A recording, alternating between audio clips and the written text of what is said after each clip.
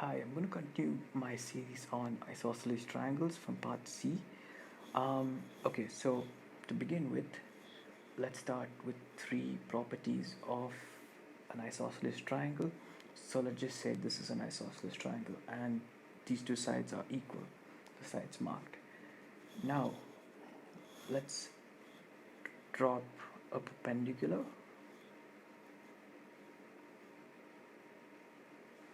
Alright, so the three properties now are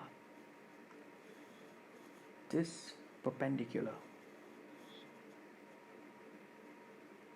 bisects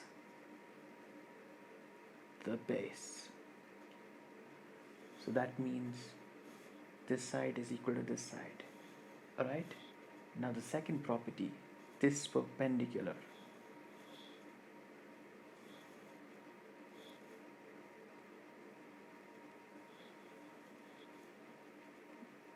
is 90 degrees. That means this is 90 degrees. Alright? And the last point is this perpendicular bisects the angle. That means this side would be equal to this side. Alright, so I'm going to repeat the three important properties of an isosceles triangle. The first one is if we drop a perpendicular down, let me do that for you again.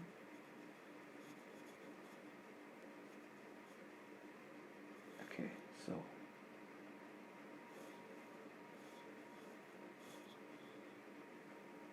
alright, so you have an isosceles triangle, and let's say you have a perpendicular which is dropped down. Now the first property is the perpendicular bisects the base. So that means this side would be equal to this side. Now the second property is the perpendicular is 90 degrees. So that means this angle here is 90. And the last property is the perpendicular bisects the angle. So this side because of this side. Alright, so these are the properties of an isosceles triangle. Alright, so let's deal with another important concept. So let's say this is an equilateral triangle. Alright, so you have A, B, C. Now let's say this is the midpoint of the equilateral triangle, and let's say we join the midpoints of the equilateral triangle. Now after doing this, what we can conclude is this line would be parallel to the base, and the length of this line would be half that of the base. So for instance, if the base was 6, if this was 6, then this would be 3. Alright, so that's the first property.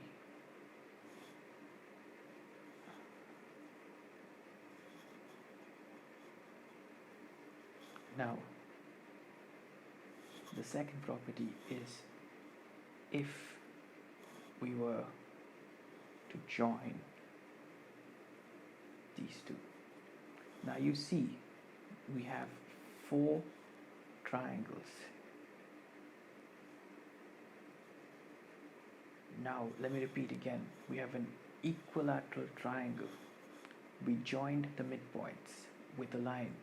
Then we further extended these lines below to form 4 triangles. Now important property. These 4 triangles will all be equilateral as well. All right.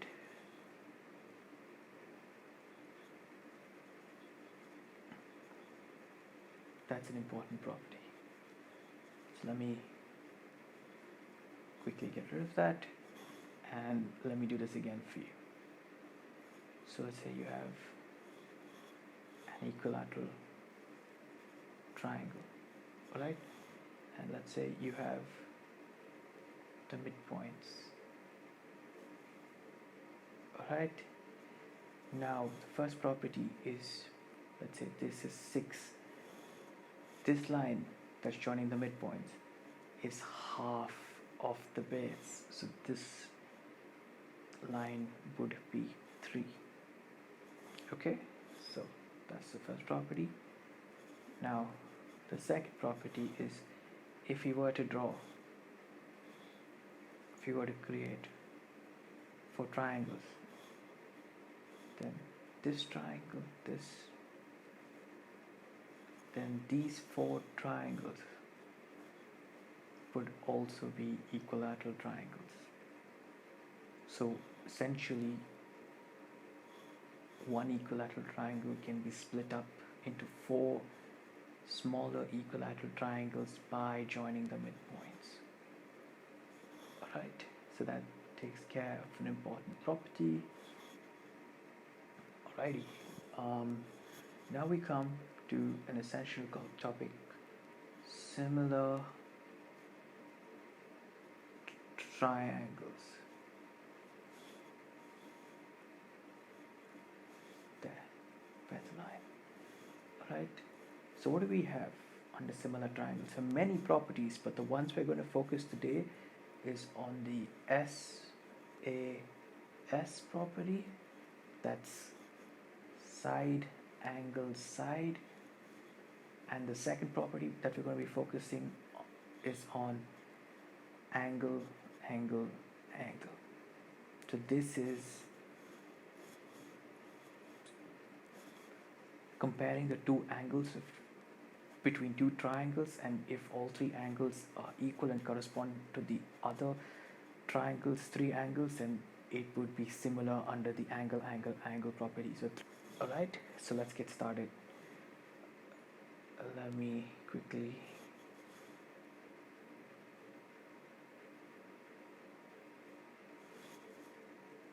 alright, so under the SAS property, so let's say you have a triangle, okay, whose length is 3. Let's just join the midpoints, and let's say the length of this is 1 and 1. Alright, so now the first property, the SAS property, states that if the ratio of one side of a triangle is equal to the ratio of the other side of the triangle, and the angle between them is common, then the 2 triangles, so the 2 triangles here are triangle A, B, C. So this is your first triangle, alright, and this is the larger triangle. So now we want to prove that triangle ADE is similar to triangle ABC. Now how do we do that? The first property states, if the ratio of one side is proportionate to the ratio of the other side and the angle between them is common, then triangle ADE would be similar to triangle ABC. Now when I say the ratio of one side, I mean the ratio of one side here is 1/3. Now what's the ratio? So the ratio of this side is 1/3.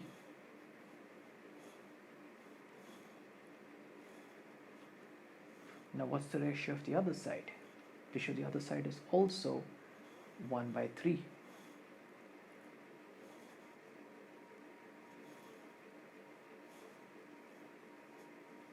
And now, is the angle common between both the triangles? This angle is common for ADE as well as ABC. So the angle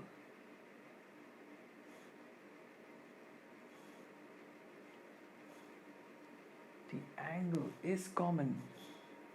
So we have two similar triangles. So we have the ratio of one side, which is 1:3, is common to the ratio of the other side, which is also 1:3, and the angle between them is common. So triangle ADE is similar to triangle ABC. So this is under the SAS property. Alright? Alrighty. So now let's move on to the second property, which is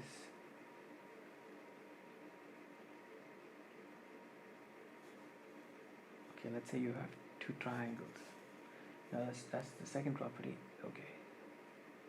So let me clear that.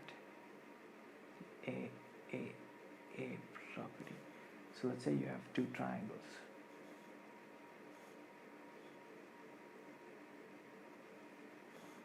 Oopsie.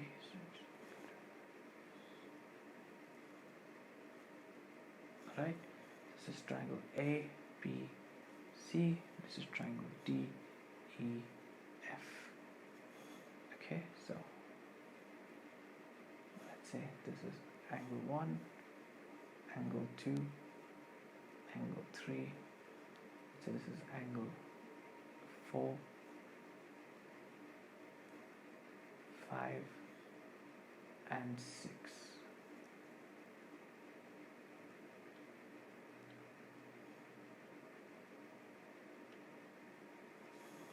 Now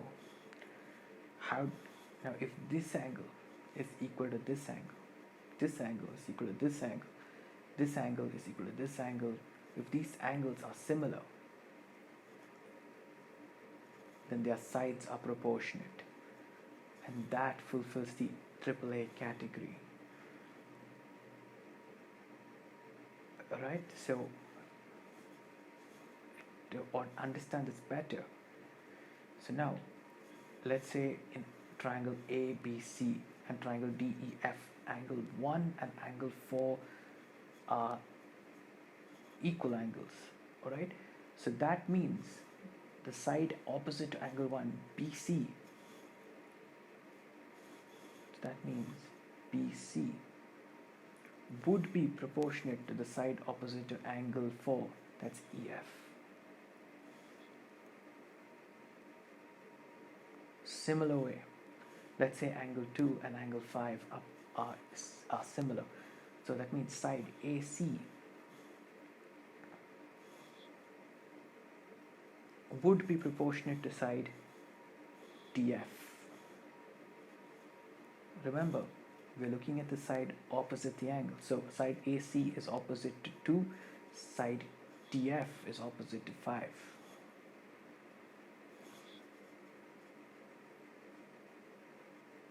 Similarly, let's take angle 3. If angle 3 and angle 6 are similar, then the side opposite to angle 3 is side AB, and the side opposite to angle C is DE. So side AB would be proportionate to side DE.